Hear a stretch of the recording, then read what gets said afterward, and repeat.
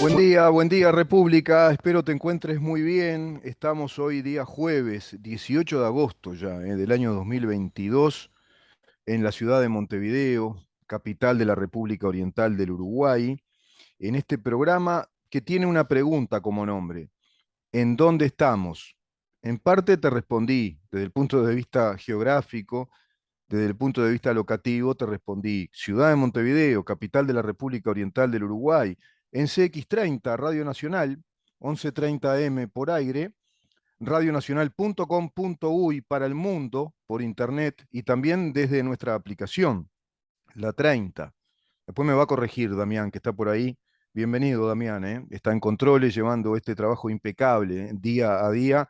Y a su vez este trabajo que lo volcamos a nuestras redes sociales, que son Facebook, en donde estamos, ahora mismo, al aire, Twitter, arroba en donde estamos, por Instagram, en donde estamos, Uru, y nuestro canal YouTube, muy importante que tomes nota, porque ahí tenés todo el material periodístico que realizamos día a día, pero a su vez segmentado, editado columna a columna. Cada una de las columnas que hacemos, con los especialistas que participan en el programa, con nuestros entrevistados, con nuestros columnistas, bueno, quedan editadas por separado, segmentadas, como verdaderas unidades periodísticas en imagen y sonido. Y ese es un trabajo de producción que realizan Mariana Peralta y Alejandro Barreto en conjunción también con Damián. YouTube, mirá en dónde estamos, así se llama nuestro canal. Mirá en dónde estamos. Te suscribís, es absolutamente gratuito este canal. Mirá en dónde estamos. En un rato vamos a recibir al doctor Raúl Menéndez, él es abogado penalista y vamos a tratar un tema que está candente en este momento, ¿eh? Está candente respecto a la justicia de género, pero yo quería tratar un tema antes. El país otra vez en un aspecto del mismo muy importante, paralizado con ocupaciones. Con ocupaciones. Ayer veíamos muchos uruguayos, seguro que muchos sorprendidos, otros ya no tanto, por esa calistenia o esa gimnasia prerevolucionaria de los sindicatos de la educación, en este caso en el IPA. Pero hoy amanecemos con la noticia de que hay 9 centros ocupados. Ahora dice un informe oficial publicado en El País que son 7, que son 7 los centros ocupados. Ayer veíamos que el centro de estudiantes, IPA, fue ocupado en reclamo por transformación educativa regresiva. Yo quiero leerles la plataforma reivindicativa que, digamos, pretende sustentar esta medida de fuerza, de ocupación de un centro de enseñanza de formación docente, para que ustedes entiendan la vacuidad de los argumentos mediante los cuales se pretende instalar en el país la imagen de una sociedad que está perjudicada, que está distorsionada en su andamiento, en su función, por este nuevo gobierno que los uruguayos hemos elegido, en definitiva, que la mayoría del pueblo uruguayo eligió. Un gobierno que no es precisamente un gobierno marxista, que no es un gobierno que esté alineado al Foro de San Pablo y al Grupo de Puebla, pretendiendo, por etapas, ir culminando ese caminar, esa ruta que no es precisamente la de Santiago, sino que es la ruta hacia el socialismo del siglo XXI. Así proclamado, así anunciado y así establecido como plataforma programática del Foro de San Pablo, que es esa internacional comunista formada ya en el año 1990 por Ignacio Lula da Silva y Fidel Castro. Bueno, esa organización que fundaron en la ciudad de San Pablo, de ahí su nombre, pretendía la continuidad de esas internacionales comunistas que caían desplomadas con la caída de la Unión Soviética, que era la madre patria socialista de Cuba, la que financiaba a Cuba. Y Cuba prestamente sale, a través de su dictador, Fidel Castro, un hombre de aguda inteligencia estratégica, evidentemente muy entrenado en todos esos temas, él y todos sus secuaces, y con un joven, un jovencito del partido trotskista, en ese momento, que tenía, por supuesto, una carrera política promisoria, y así lo demostró la historia luego, promisoria en el sentido de que llegó a la presidencia de Brasil, a su vez después cayó preso por delincuente, ahora está otra vez en campaña electoral. Bueno, de ahí se formó ese foro de San Pablo, años después se forma una especie de usina intelectual donde se integran en foros, en conferencias, los referentes de las izquierdas latinoamericanas e inclusive también europeas, en otro foro que lo complementa o de algún modo lo ha puesto un poco a la sombra, que es el Grupo de Puebla.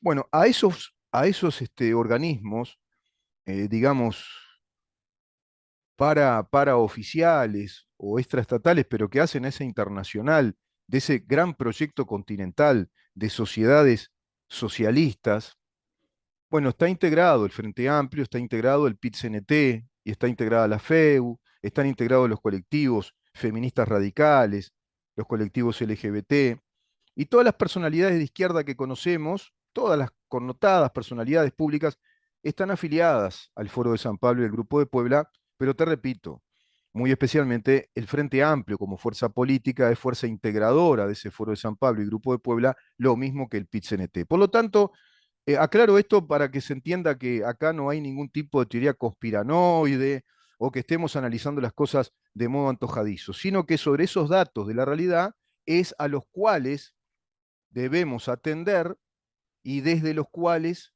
desarrollar el análisis posible.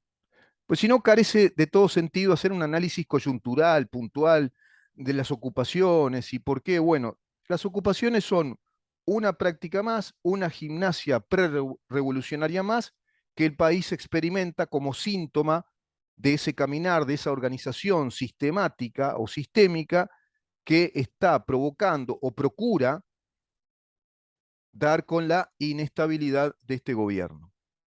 Eso es así de evidente. Busca desestabilizar. Entonces, vamos a analizar un poquito cuáles son las plataformas, cuáles son los argumentos que puedan llevar a este tipo de medidas extremas. Bueno, el Centro de Estudiantes del Instituto de Profesores Artigas, CEIPA, resolvió ocupar en la mañana del lunes la sede del Centro de Estudios en reclamo por la votación de la rendición de cuentas. Fíjense, no les gustó la rendición de cuentas, estiman que no es conveniente para la educación y entonces resuelven ocupar el centro de enseñanza de formación de profesores y profesoras. Es ocupar el centro de formación docente. No les gustó la votación de la rendición de cuentas en la Cámara de Representantes, además, siquiera la rendición de cuentas ya aprobada, en la Cámara de Representantes, según comunicó la agrupación a través de su cuenta de Twitter. Entonces, ¿qué dice la agrupación en su cuenta de Twitter?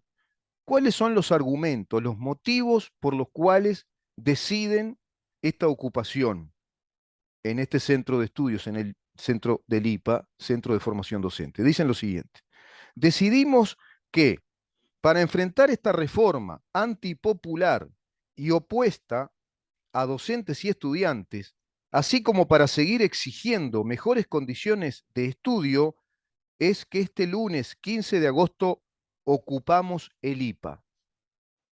Qué interesante, ¿no? Porque cuando uno revisa esta plataforma declarativa de argumentos que sustentan o pretenden sustentar una medida de fuerza como la ocupación, que por otra parte, hoy por hoy es ilegal, porque así lo establece uno de los artículos de la Ley de Urgente Consideración, que hace poco tiempo tuvimos que referenciar, es decir, fuimos a un referéndum para que sea ratificada la LUC en esos 135 artículos que el Frente Amplio, la FEU, PIT-CNT, colectivos sociales, todo lo que venimos diciendo, Foro de San Pablo, planteaban derogar. Esa fue la primera gran arremetida desestabilizadora para con este gobierno que tenía la izquierda organizada forista, la izquierda marxista radicalizada ya en el Frente Amplio y el brazo armado sindical del PCNT, brazo armado creado por allá por el año 64, gran pergenio de Ronnie Arismendi, de crear los sindicatos únicos del Partido Comunista, atravesando todas las actividades económicas en el Estado y en la actividad privada. ¿Va quedando claro? Bueno, ese es el panorama que Uruguay tiene hoy por hoy para llevar adelante una democracia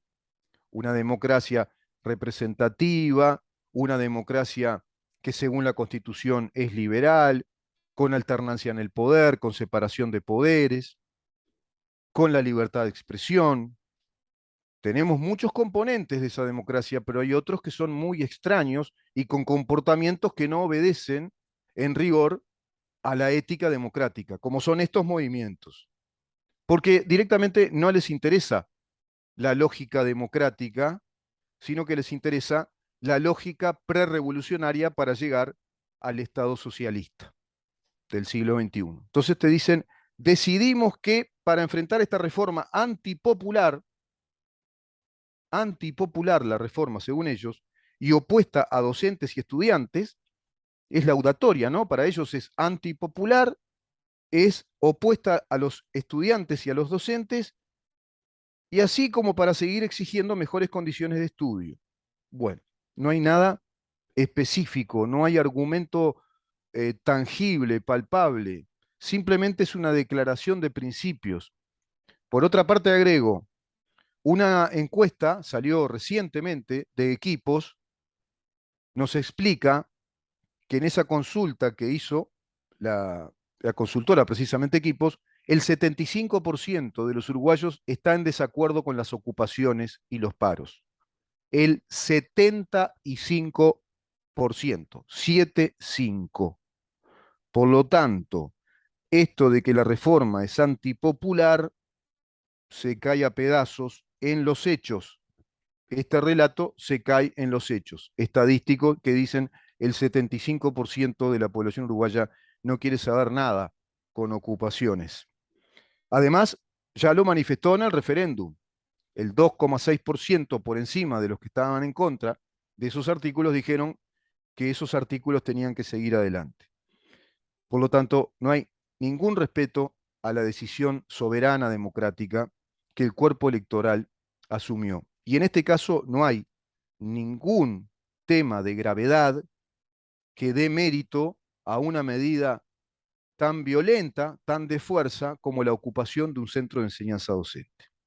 Según comunicó la misma red, y según comunicó por la misma red el presidente del Sindicato de Docentes de Formación en Educación, Liber Romero, también están ocupando la sede del Magisterio del Instituto Nacional de Normalización, el Instituto de Formación en Educación Social y el Centro Regional de Profesores del Este.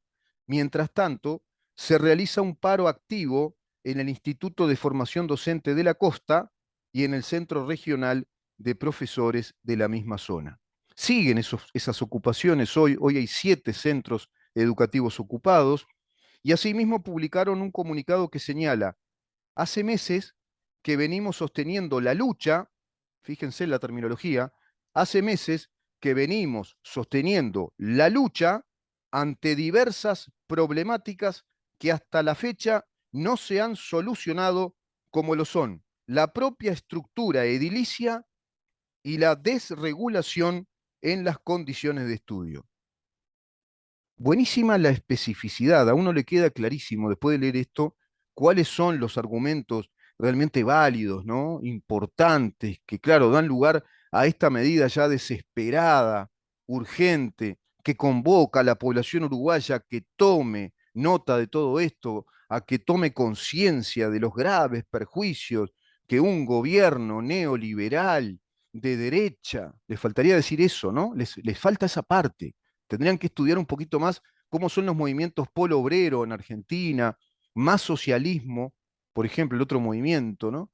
Más socialismo radical, hasta los grupos peronistas radicales, barrio obrero en Argentina, y reclamar más. Y tendrían que reclamar incluso más otra vez la presencia de FENAPES en la educación, pero sobre todo que a la población le expliquen que evidentemente hay graves problemas que solucionar.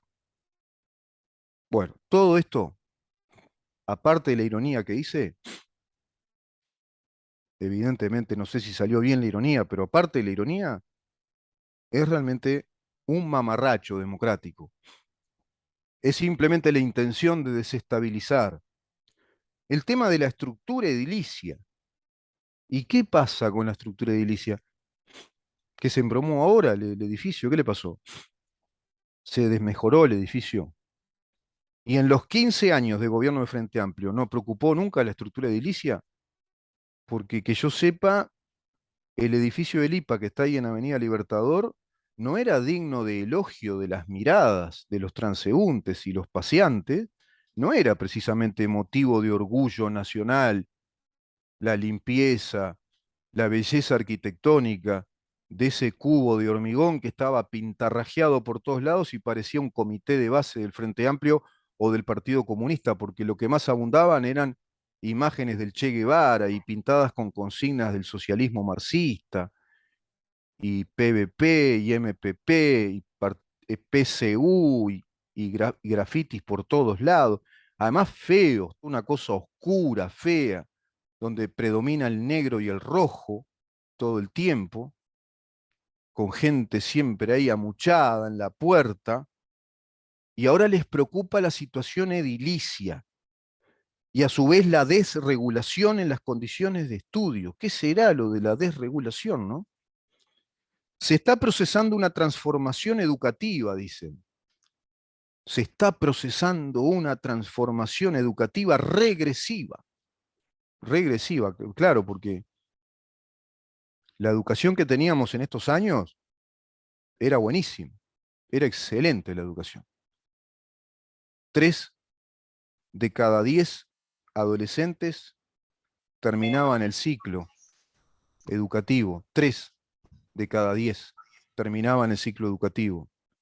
Pero a su vez, de los 3 que terminaban, 2 eran de las clases medias altas y solo uno del sector más perjudicado socialmente y económicamente. Por lo tanto, una fractura cada vez más grande de la sociedad uruguaya, cada vez más grande, que se agudizó en esos 15 años con una formación docente que habría que empezar a ver en cuánto va a cambiar en sus contenidos a partir de esta reforma educativa que está llevando adelante este gobierno a través de su presidente Robert Silva. Porque hay que ver los contenidos ahí. ¿Qué contenidos hay en historia? ¿Qué contenidos hay en filosofía?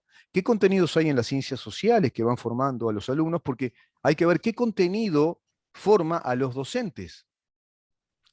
Los docentes, ¿cómo están formados? Bueno, de esto no se habla simplemente de una transformación educativa regresiva sin la participación real de las y los, ahí lo pusieron, ¿viste? Ahí se acordaron del lenguaje inclusivo, de las y los involucrados, profundizando los procesos de privatización. Es mala palabra para ellos. Vos a ellos le decís privatización, es como ponerle un crucifijo, ¿viste? A un vampiro o al diablo. ¿Viste? ¿Te acordás Van Helsing que le ponían el crucifijo y hacía privatización, ¿viste? Van a privatizar. Y la mercantilización, ya se fueron para la etapa del mercantilismo, se ve que algo leyeron del mercantilismo, que es la etapa precapitalista, ¿no? Cuando las colonias acá, siglo XVII, por ahí XVIII, de formar empleados sumisos al sistema. Relato, relato, relato, relato, y con este relato yo te relato, instalo hechos, relato, instalo hechos, relato, instalo hechos. ¿Cómo se le llama eso?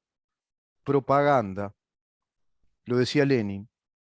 Con palabras, unas pocas palabras, ponemos las palabras y instalamos los hechos. No le expliquen mucho a la gente que no sabe mucho, decía Lenin. Decirle palabras, grandes consignas como esta. Esta está como consigna, están un poco flojas para mí, pero más o menos funciona, ¿no? Es decir, se está procesando una transformación, después lo ves en los estrados. Entonces, compañeras, compañeros, se está procesando una transformación educativa regresiva como nunca se vio en el país. Bla. ¡Ah! Y salen todo el gorilaje, toda la tribu, la horda impensante que parecería que afortunadamente no son muchos. 75% de los uruguayos no quiere esto. Y a su vez están pulseando al gobierno, ¿viste? Porque como el gobierno tiene un artículo que dice que no se puede ocupar, ocupan, van y ocupan. Y bueno, vamos a ver qué pasa, ¿no? A ver, viene la policía, viene la fuerza represora y capaz que hay algún herido y ya hay un mártir y les puede servir el relatito. O sea, contribuye al relato que haya un mártir. Hay que pensar todo eso. Después vamos a analizar más en profundidad la lógica en la que se está planteando todo esto y por qué el gobierno tiene serios problemas, aunque parezca a veces que no, tiene serios problemas para operar determinadas transformaciones. Acá somos muy críticos de muchas cosas que no se hicieron, pero a su vez hay que ser críticos más a fondo. Yo me puse a pensar, y también debo ser sincero con ustedes, nobleza obliga, y ahora me ha caído la ficha de que evidentemente la coalición de gobierno no está en condiciones. Por eso, si no hubiera venido con un plan de gobierno mucho más determinado, desde todos los integrantes, y decir, bueno, tenemos este plan programático de país que es antagónico respecto a lo que estaba, y vamos a empezar a hacerlo y vamos a desactivar un montón de cosas. Pero no tenía las condiciones ni las tiene para hacer eso. Fíjate vos que discuten hasta si hay que repartir las tierras en el interior, yo qué sé. Están discutiendo cosas como si la tenencia compartida sí o no. Entonces está complicado, ¿viste? Cuando hay que resolver temas fuertes, grandes a nivel del país. Después lo vamos a analizar todo eso. Está con nosotros el doctor Raúl Menéndez, que me observa un poco sorprendido, azorado, pero creo que no tanto por los hechos, doctor, y asiente, ¿no? Cuando digo estas cosas. Está ¿Cómo le va, complicada. Rubén? ¿Cómo anda? Bien, está complicado desarrollar democracia en estos países de Latinoamérica, ¿no? No es Ah, tan ni se fácil. imagina. Ni se imagina. Un día, si quiere, hablamos de Lenin y hablamos de todo lo demás, que digo, el tema, tengo bastante contacto con la comunidad rusa y si le cuento cómo es allá, le aseguro que no tiene nada que ver con los ideales de acá. Claro, sin duda, sin duda. Es otra cosa. Es otra cosa. Doctor, hablando de marxismo cultural imperante, es evidente que ese marxismo se introdujo en el sistema de justicia uruguayo, es así, y está generando distorsiones por todos lados, ¿no? Ni le voy a decir eso. Si usted me dice que el tema que la justicia está ideologizada, le Mm, voy a decir que sí. El tema, ¿cuál es la ideología que toma? mm, Varias. No, mm. no es una sola. El tema tenemos de todo. No sabe lo que es. Está Sí, completito como un botica. sí, ¿no? Ah, ni sabe lo que es eso. Le cuento una anécdota de ayer, Rubén. Sí. El tema, estaba en una audiencia, violencia de género. Mm, Medida cautelar 500 metros. El juez, antes de terminar la sentencia, dice que si el tema, el informe del ETECA a mi cliente le daba que tenía alto riesgo, que ya mm, me adelantaba, me lo puso en el fallo, ¿no? Que le mm. iba a aumentar a 1000 metros. Lo recusé por prejuzgamiento, me adelantó el fallo. Y me Claro, dice, ¿por qué me recusa? Le digo, porque me adelantó el fallo y no es imparcial. claro. Y el juez asombrado me dice, ¿pero usted recusa a todo el mundo? Le digo, no, a los que me adelantan el fallo. Sí, sí, es de caricatura, ¿no? Es Ah, de no, no sabe caricatura. lo que es. Y hoy Sí, salimos en el diario. sí, ya lo veo por acá. Dice, la Corte sanciona a jueza. La Suprema Corte sancionó a una jueza denunciada por, se me va acá la letra del periódico, Le cuento de qué se trata. sí, El tema es una jueza de género, donde el caso lo llevaba un colega mío, que nosotros trabajamos mucho juntos. ujú, El tema es, el cliente prácticamente era media, yo se lo derivé a él, lo hicimos entre los dos. El ujú, tema es, llegaron a una audiencia de violencia de género, la jueza le preguntó a la madre si quería cortar el vínculo con el niño que tenía un problema de coagulación, o sea, necesitaba mucho más familia, mm, el tema hay mucho más ojos sobre ese niño. mm, Y se dijo todavía en el tema de la audiencia, y ujú, la jueza le pregunta a la mujer le dice, es un padre excelente, no quiero que corte el vínculo, el problema soy yo con él y él conmigo. mm, mm, El padre dijo que quería seguir viendo al niño, la jueza mm. dice, es preceptivo y corta el vínculo, 6 meses. Se Es apeló, preceptivo, sí, sí. una locura, porque ni siquiera sabe lo que dice el artículo, que es justo lo que estaba discutiendo ayer con este juez que me adelantó el fallo. Mm, También me decía que era preceptivo cortar el vínculo cuando la ley dice que tiene que escuchar al niño y tener defensa. claro, Una claro. locura. Digo, y el tema es, ayer más de 40 minutos haciendo un alegato, Mm, marcándole todas las normas específicas en materia de niños que están incluso en la ley de género. Y claro, lo que le decía el juez a mi colega, a mi contraparte, de que yo tenía la posición minoritaria. Le digo, yo no sé cómo puedo tener la posición minoritaria cuando estoy leyendo la ley. claro, Esto es claro. prácticamente lo mismo. Cortó el vínculo, nunca vi una cosa igual. No, Porque no, el no, tribunal. es increíble, ¿no? Porque son todas actitudes impensantes, no están pensando lo que están diciendo. No, ¿Cómo va pero a ser no, preceptivo separar al niño del padre? es que no ¿Cómo va a ser conoce la preceptivo? Convención de Derechos del Niño. Claro. Digo, que es clarita en ese tema. Ujú, Y aparte, el niño hay que tratarlo como sujeto de derecho, no como objeto de protección. Todos los claro. tribunales de familia opinan lo mismo. Una locura. Si usted Pero, fundara un instituto para enseñar el recurso de recusación, ¿no sería millonario? y hay muchos abogados que no saben de qué se trata. Ah, Es lo que le dije al juez. Me dice, ¿usted recusa a todos los jueces? Le digo, no, hay que me da la causal de recusación según lo que dice la ley. claro, Usted agarró y opinó concretamente sobre causa sometida a su jurisdicción y me adelantó el fallo. Bien claro, clarito. claro. No tengo el derecho a un juicio imparcial. Seguro. Eso es lo que no entienden. Es una garantía que sale de la Convención de Derechos Humanos Interamericana, es el artículo 8. Ujú, Me extrañaba porque era un juez que venía de penal. sí, Una, claro, claro, una claro. garantía tan grande como el tener un juez imparcial, que el Claro. tema se fija de antemano, Ujú, digo, me parece que es más que obvia, pero y está, no sí, importa. sí, lógico, lógico. Es ¿Y como yo digo, qué pasó con esta jueza, doctor? esta jueza cortó el vínculo, se Mm, apeló, el tribunal revocó mm, y pasó algo que yo nunca vi, la sacó del caso, sin ajá. recusación. La Ujú, mandó a otro juzgado porque era tan alevoso y tan grosero el error que entendió que la mujer no podía seguir entendiendo la causa. claro, Y claro. después hicimos la denuncia con mi colega, con el doctor Perdomo, y Ujú. logramos una sanción. Y la sanción específicamente dice que la actitud de la jueza es un desprestigio para la justicia. Eso dice, Eso dice la sentencia. bueno, parece que suena casi como a inhabilitación del título, ¿no? Es que el tema es otro. ¿Sabe cuál fue la sanción? Mm, Apercibimiento. apercibimiento. Ahí está. O sea, ¿Se acuerda de derecho laboral, doctor? Que sí, está sí. primero la observación, después o el apercibimiento, después viene la sanción, ¿no? Disciplinaria, y si la persona persiste en la mala conducta, bueno, mira, te vas de acá. Te despido por mala conducta. Así que imagínense, se desprestigia la justicia y le agarramos y le decimos malo, malo. Ahí está, sí, sí, usted debe mejorar, tiene que esforzarse más, como se le pone a los chiquilines, ¿viste? En la escuela o el No, liceo. el gran error que tiene esta sentencia dice que el tema que no tienen presupuesto para la ley de género y que por eso se dictan estas sentencias. Estudiar no se necesita un peso. Claro, claro. Bueno, ese ¿Sí? argumento era el que manifestaba todo el tiempo el fiscal Jorge Díaz, que faltaba presupuesto para todas sus fiscalías, ¿no? Que faltaba más presupuesto. Y ahora los fiscales plantean a esta rendición de cuentas que los fiscales suplentes y los adscriptos ganen el mismo sueldo. Yo nunca escuché una cosa igual, sinceramente. Nunca Yo escuché algo. sí.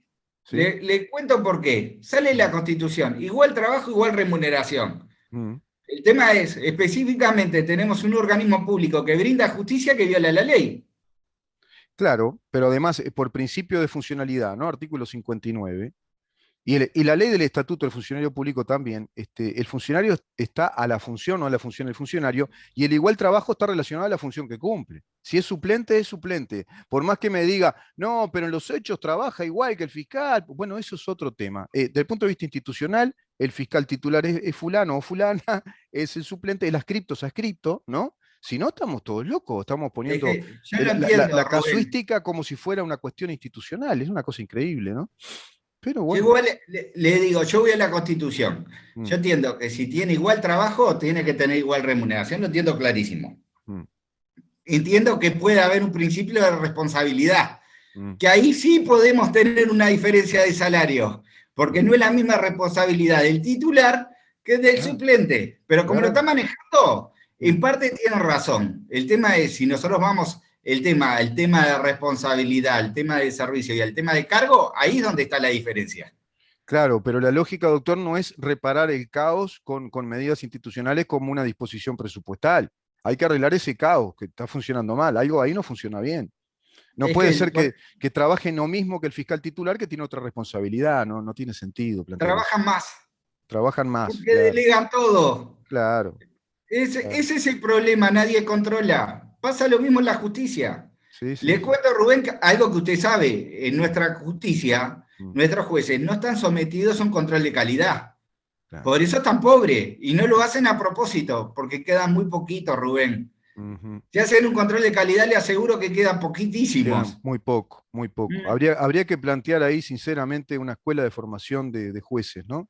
Una buena escuela de formación, como una carrera de posgrado, ¿no? Es decir, tener necesariamente el título de abogado, recibirse, y luego hacer ese posgrado. ¿Eh? Algunos quieren ir para el lado de la docencia, bueno, van a ir rumbo a la cátedra.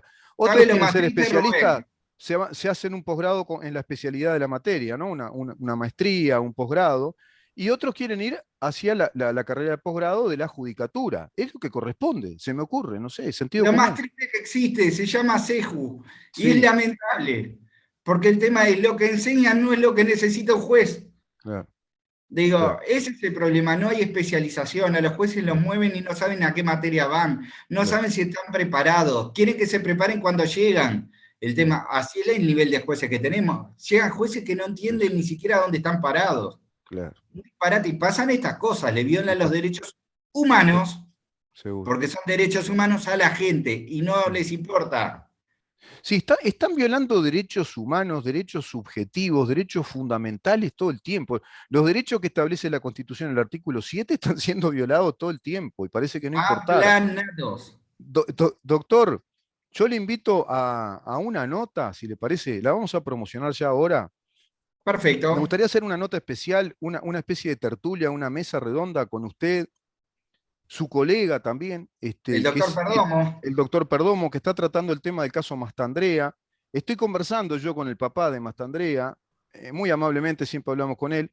Y mire, voy a leer esto para cerrar la nota. ¿Qué le parece? La promocionamos, hacer una nota, la vamos a subir a Perfecto. nuestro canal YouTube, después les vamos a informar bien a los oyentes y esa misma nota la vamos a difundir en el programa también, más extensa, vamos a particularizar detalles, que ustedes expliquen por qué funcionan mal estos juicios, en dónde están funcionando mal.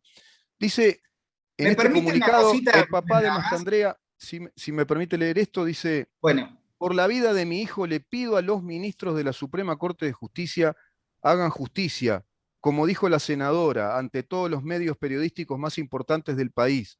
En el caso Mastandrea se cometieron errores gravísimos y que todo el país lo sabe. Por favor.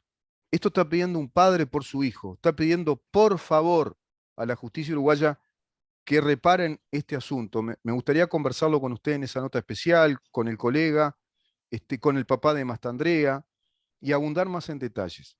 Sí, dígame encantado, nomás. encantado de la vida. Yo quiero agradecerle a la Corte la Mm, sentencia que tuvimos sancionando a esa jueza.